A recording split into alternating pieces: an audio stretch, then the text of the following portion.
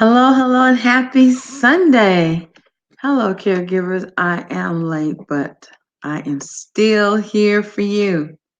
Hey, it's Angela McGowan, your professional healthcare advocate, your caregiver strategist, author and publisher of this book, What You Don't Know Could Kill You: How to Get Out of the Hospital Alive. Yes. And I'm the founder of Angie's Pace, patient advocates committed to excellence. So happy Sunday, caregivers. I would not let this Sunday go by without making sure that you are acknowledged and that you are honored. So welcome to Say It Sunday. I'm so glad to have you here.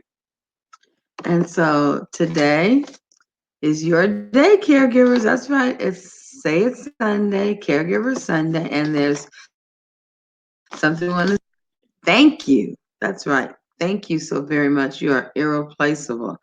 You are the glue that keeps things going. You're the backbone. You are the way maker in lots of instances. And you're always giving of yourself. So for some reason, I don't know what the reason could be, but if something happened this week and no one had the opportunity to say to you those two words, thank you, then hey, it's my honor to be that person that says thank you for being great. Thank you for being so caring and concerned. And if I want to be that person to say, while you're caring for others, remember to schedule time to do for yourself as well, because you are just irreplaceable and we absolutely cannot make it without you. All right, so on this Say It Sunday episode, we're going to be talking about part two in our series of the CMS, Center for Medicare and Medicaid Services. I asked on last Sunday, who's running things? Who's running Medicaid or Medicaid? And let me remind you again, I'm going to be talking about Medicaid, but I'm also including that Medi-Cal. Medi-Cal is Medicaid, except in California. It's Medi-Cal. Don't get into it. Just believe me. 49 states with Medicaid. California has Medi-Cal. And we'll leave it at that. Okay, we'll just leave it at that. So we're going to be on about Medicaid. We did Medicare last Sunday. Medicaid this week. What is Medicaid? How does Medicaid work? So let me give you another overview just to be sure. So Medicaid rather, is a health program, and it helps low income families or individuals in paying for like doctor visits, hospital stays, long-term medical issues, custodial care costs, and much more. But Medicaid is a federal program, yes, but it's a joint program funded primarily by the federal government and run at the state level, where coverage may vary. Now, this is so true. Depending on where you live, not only is it Medicaid or Medi-Cal, but there are some programs you cannot get, and there's other programs that may not even be offered. So the states are running everything. Remember, I told you about the money comes from the federal government, then goes to the state level, then goes to the county level. Well, except when it comes to the health insurance, the low income insurance money, it may go further down to the counties, but it's still run by the state. So as I said, Medicaid is primarily funded by the federal government, and it's a government-sponsored insurance program for individuals or that are families that whose resources fall below sufficient income, or what they call they come to what they are considered the poverty level. The largest source of funding for health insurance services for low-income families and people is, in fact, Medicaid. And I told you, every state has significant leeway in determining, authorizing, or denying who is eligible for the program, as well as the right to not even participate in the program at all. I don't know of any states that don't have Medicaid. I don't know. But that doesn't mean that there won't be any states, but definitely it does mean and it does answer why the programs that are offered vary so much from state to state. It's not just the West Coast versus the North, South, or East. No, the sister states, California, Arizona, and Nevada, very close, all touch, right?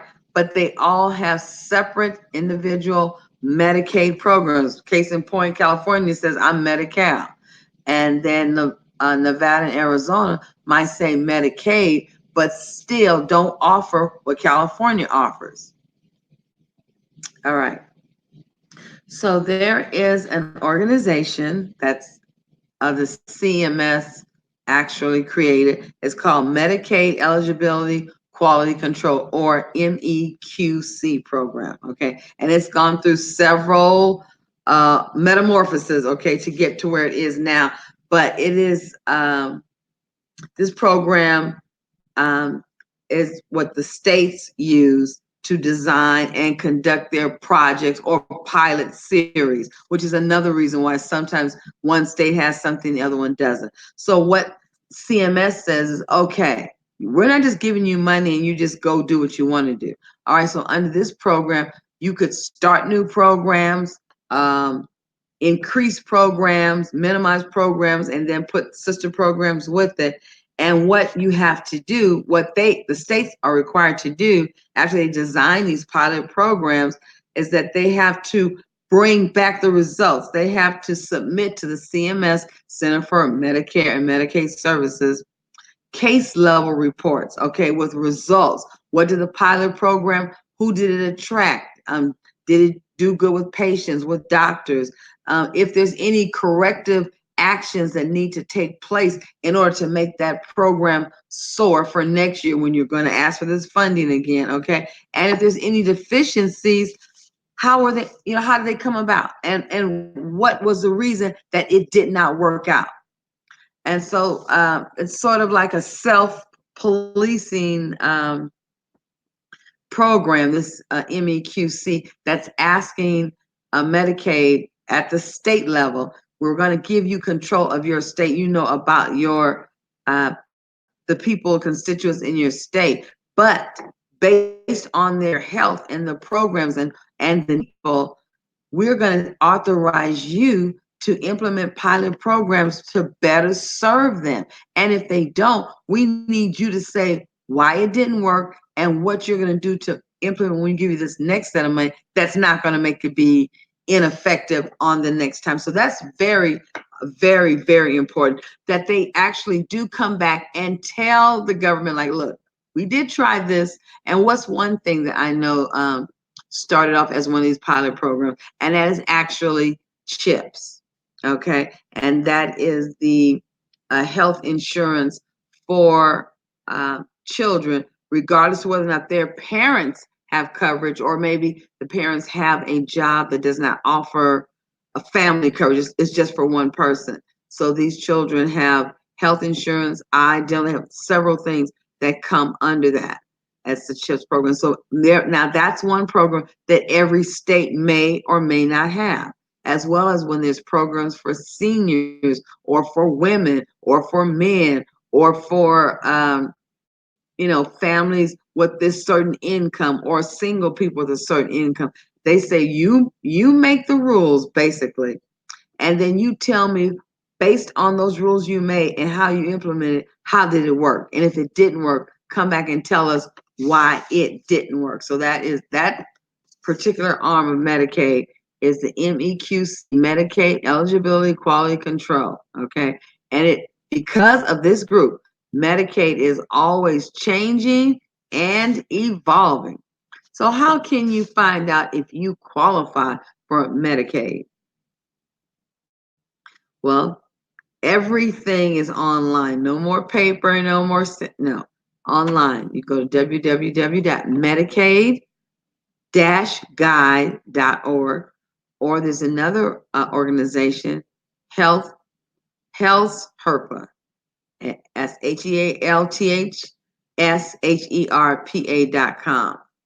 And there you can find out about the rules and regulations, and there's also an online application that will allow you and your family to be taken care of under the Medicaid program if you qualify, and there are the guidelines and everything is there as well. So you want to make sure that if you feel that you need more help, you're not able to get the kind of health care that you need for yourself and for your family, definitely these are the two websites. There's no phone number, but the two websites where you can go online.